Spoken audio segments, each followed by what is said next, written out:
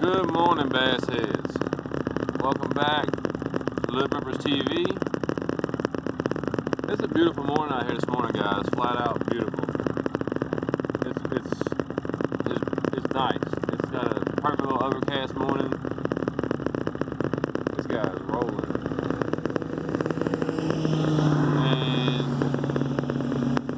and it's just perfect. And low tide is getting ready to be dead low, so we're gonna be pretty much fishing at work, working at incoming tide almost the whole time today. So that being said, it is 75-degree water temperature. We got fish all over the bottom right here on this point. Alright, so I'm excited, man. I'm ready to get out there. I haven't been all week, so I'm ready to go. I'm tired of talking about it. Let's go stick some biggins.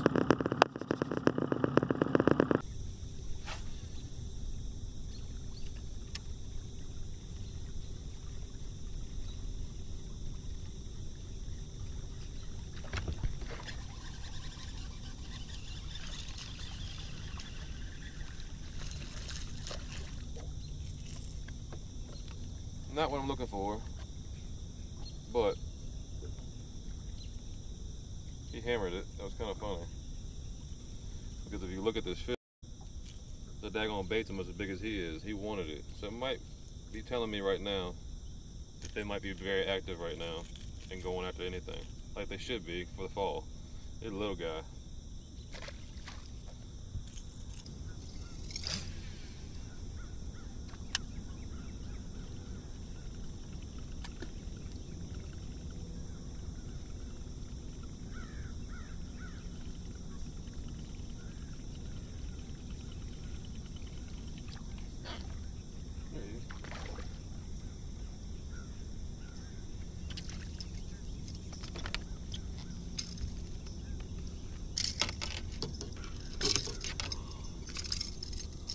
Not a bad way to start off. A little small one, but hit the buzzbait. I just threw all over it with everything else, and hit the buzzbait the last thing I throw. So.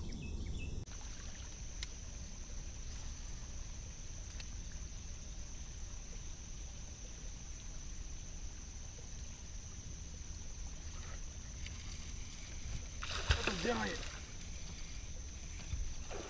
That's a giant. Yeah, baby. Ah.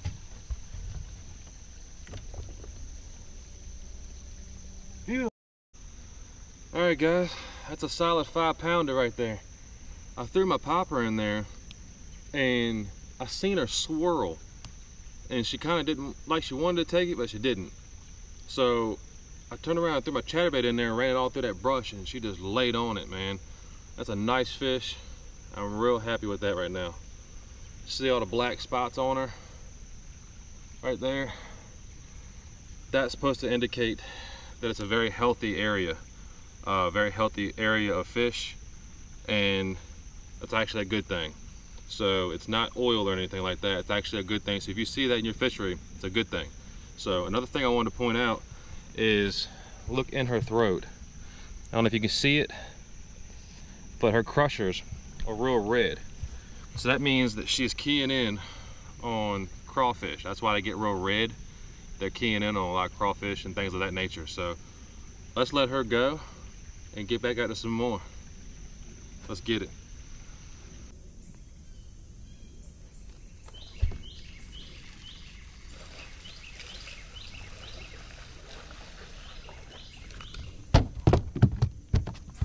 You like that? All right, guys, got another one.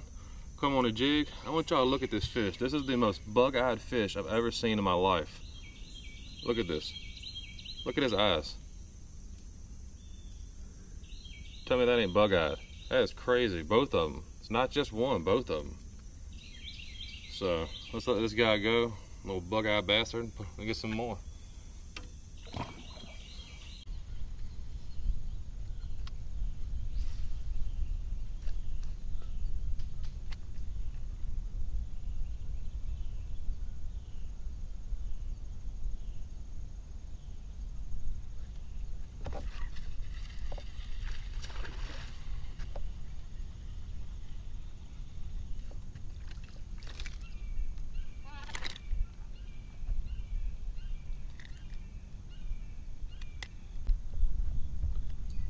little one on the jig.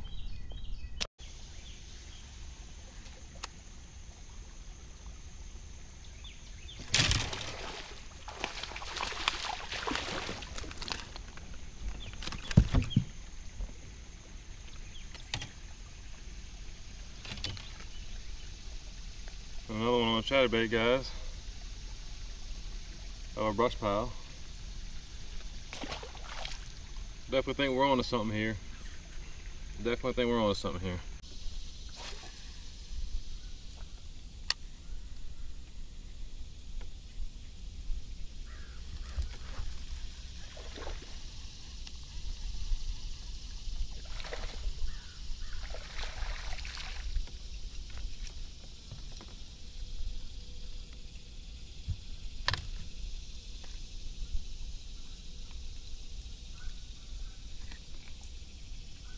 A little one.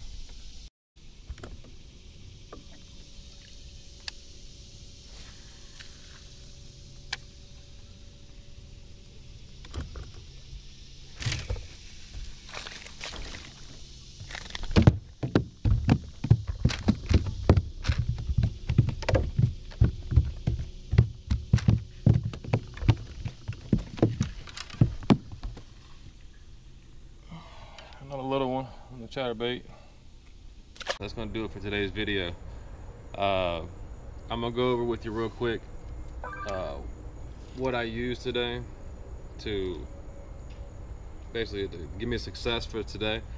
I caught a few this morning on top water, trying to get that big bite first thing. I caught a few, but they weren't big. Was looking for that giant, but it didn't get it off the top of water. But I did catch one decent giant today, which I'll get to in a minute, which you've seen already. But it was at the mouth of the creek when I first started this morning, and was throwing at top of water. And like I said, I caught a few, but they were smaller, you know, 12 or 13 inch fish. So as I got further back in the creek, I started picking it apart a little more, and I started catching, you know, picking them off and one by one. And I caught most of my fish today on a chatterbait, a black and blue chatterbait. I've got a Zoom horny toad as a trailer right now, and it's a 1/2 ounce chatterbait, and I just wanted this today. I used the black and blue. I usually like to throw a white or a white and chartreuse.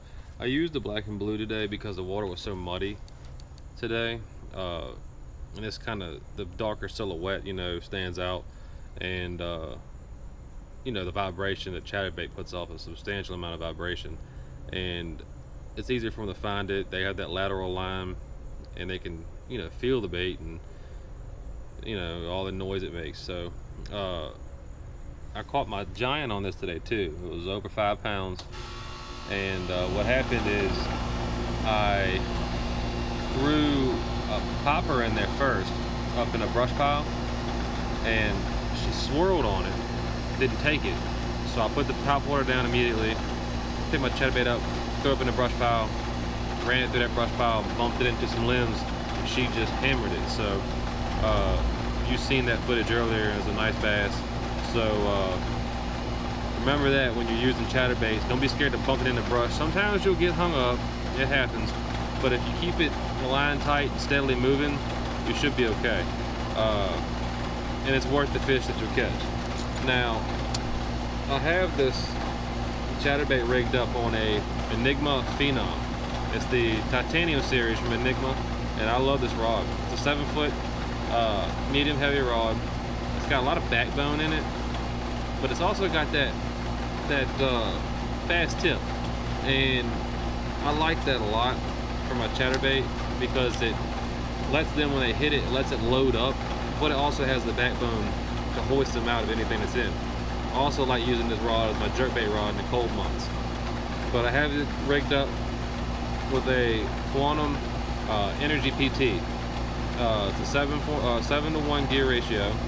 and I have it rigged up with 15-pound Trilene fluorocarbon. So that's what I did most of my damage on today. My next